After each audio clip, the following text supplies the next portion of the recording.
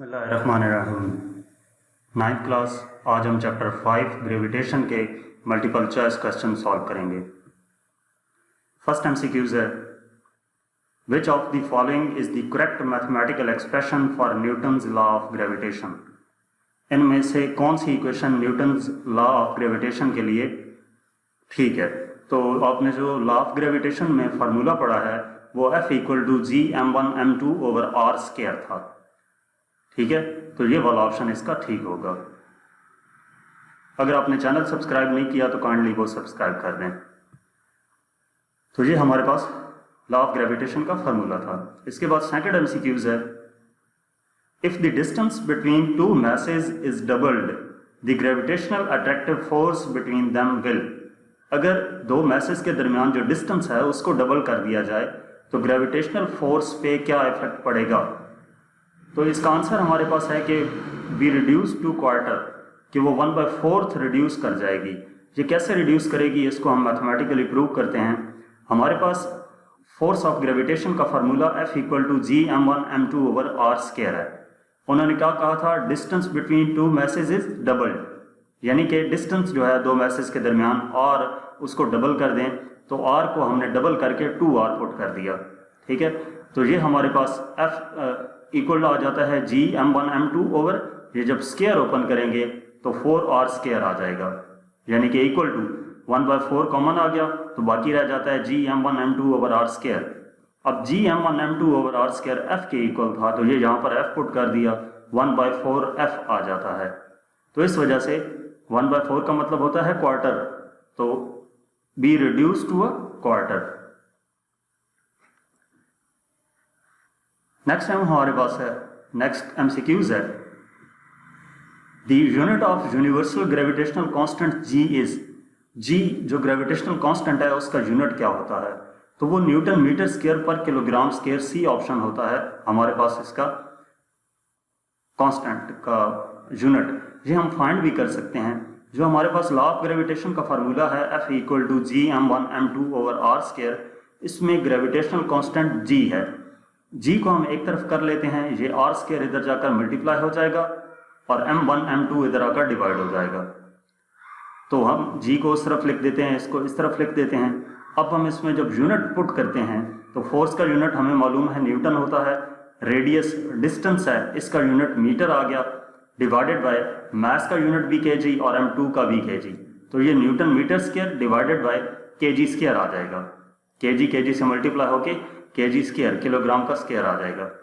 तो इसको ऊपर लेके जाएंगे तो पावर माइनस हो जाएगी, यानी कि न्यूटन मीटर स्क्वायर पर किलोग्राम स्क्वायर। तो इस वजह से इसका सी ऑप्शन ठीक है। एमसीक्यूज नंबर 4 है, which of the following is correct expression for mass of earth. इनमें से कौन सा करेक्ट एक्सप्रेशन है मास ऑफ अर्थ के लिए। मास ऑफ अर्थ हमारे पास जब हमने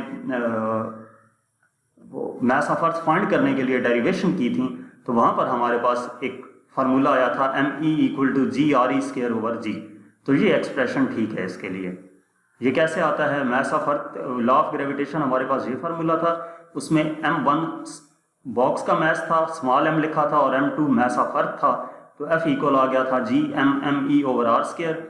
फोर्स जहाँ पर वेट की इक्वल थी और वेट इक्वल होता है mg के, तो mg इक्वल आ गई थी यही वाली राइट हैंड साइड।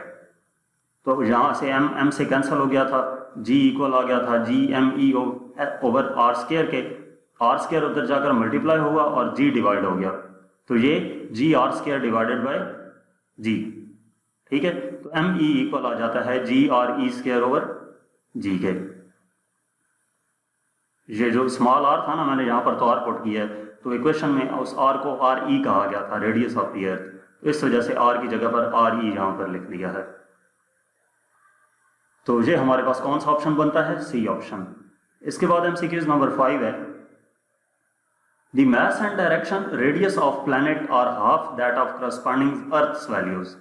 कि अर्थ की वैल्यू की निस्बत उस प्लैनेट का जो मास है और रेडियस है वो हाफ है, यानी कि जितना अर्थ का रेडियस है उसकी निस्बत इस प्लैनेट का रेडियस हाफ, उसकी निस्बत हाफ, और जितना अर्थ का मास है उस प्लैनेट का मास उस मास से हाफ।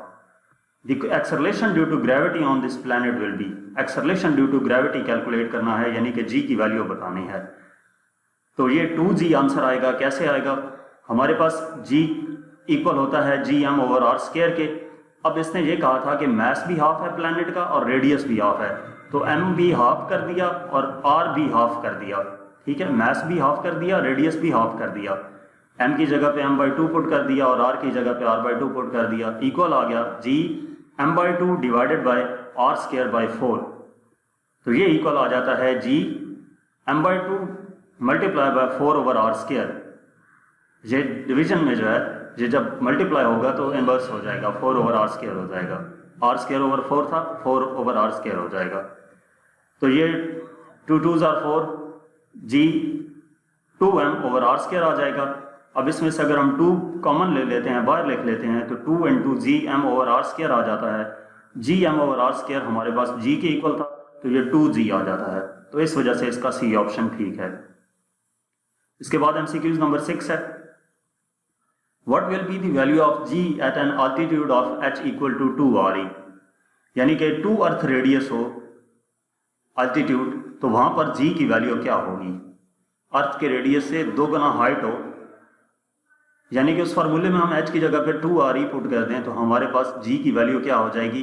तो ये 1/9g आ जाती है।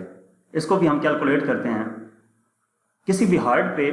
वैसे हमारे पास g का फार्मूला होता है g equal to G M over R E square. जब हाइट इंक्लूड हो जाती है तो ये बाकी सारी टर्म्स वही रहती हैं। किसी भी हाइट पे g की वैल्यू कैलकुलेट करने के लिए नीचे आर ई प्लस एच का स्क्वायर आ जाता है। G H equal to G M divided by R E plus H का स्क्वायर। ये फार्मूला भी आपकी बुक में लिखा हुआ है। अब इसमें यह कहा गया था कि अगर हाइट 2re हो जाए तो h की जगह पर 2re पुट कर दिया कंडीशन के मुताबिक। 2re plus 1re 3re square हो जाएगा। स्क्वायर ओपन करेंगे तो ये 9re स्क्वायर आ जाता है। बाकी एज इट इज g और m साथ लिख दिया। अब यहां से 1/9 पहले लिख दिया और ब्रैकेट में gm ओवर re स्क्वायर रह जाएगा। gm over re square small g के इक्वल था, तो ये 1/9g आ गया। इस वजह से डी ऑप्शन ठीक है। एमसीक्यूज नंबर 7 है, if h represents the altitude of satellite of mass m moving around earth having mass me and radius re respectively, then orbital velocity of the satellite is given by। यहां पर simply orbital velocity का formula पूछा गया है कि satellite का मास m है और वो हाइट h पे है, अर्थ के गिर्द रिवॉल्व कर रही है, अर्थ का मास me है और अर्थ का रेडियस re है, तो ऑर्बिटल वेलोसिटी क्या होगी? तो ऑर्बिटल वेलोसिटी का जो आपके पास फार्मूला है वो आपने यहां पर लिख देना है, जो ठीक है, v equal to √gme over re plus h। इसके बाद एमसीक्यूज नंबर 8 है, if v1 and v2 represent the orbital speeds of low and high altitude satellites, then these speeds are related by।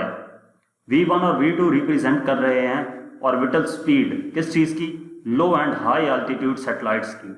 यानी कि एक लो अल्टीट्यूड पे satellite मौजूद है, उसकी वेलोसिटी v1 है, और हाई अल्टीट्यूड की वेलोसिटी, हाई अल्टीट्यूड पे जो और प्लैनेट मूव कर रहा है, सैटेलाइट मूव कर रहा है, उसकी वेलोसिटी v2 है। तो स्पीड्स आपस में कैसे रिलेट करेंगी वो हमने इनमें से जो ऑप्शन ठीक है वो बताना है।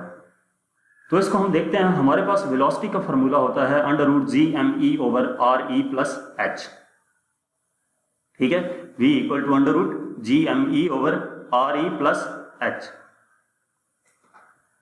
तो अगर हम इस फार्मूले में देखें, ये ऑर्बिटल वेलोसिटी का जो फार्मूला है, बाकी टर्म्स कांस्टेंट हों, h v इनवर्सली प्रोपोर्शनल आ रहा है √h के। इसका मतलब ये है कि h अगर हाइट कम होगी तो वेलोसिटी ज़्यादा होगी और हाइट ज़्यादा होगी तो वेलोसिटी कम होगी।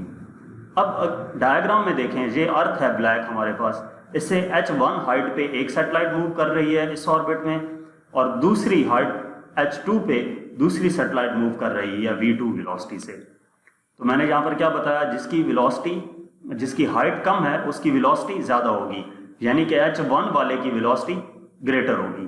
तो h1 पे ये है, इसकी वेलोसिटी v1 है, तो जहाँ पे v1 ग्रेटर का साइन है, ये वाला v1 ग्रेटर देन v2, ये ठीक होगा। तो यहाँ तक हमारे पास इस चैप्टर के एमसीक्यूज थे। मज़ीद किसी भी चैप्टर की एक्सरसाइज का सोल्यूशन देखने के लिए आप हमारी वेबसाइट विजिट कर सकते हैं। इसके अलावा आप हमें यूट्यूब, इंस्टाग्राम और फेसबुक पर फॉलो करें। Thank you.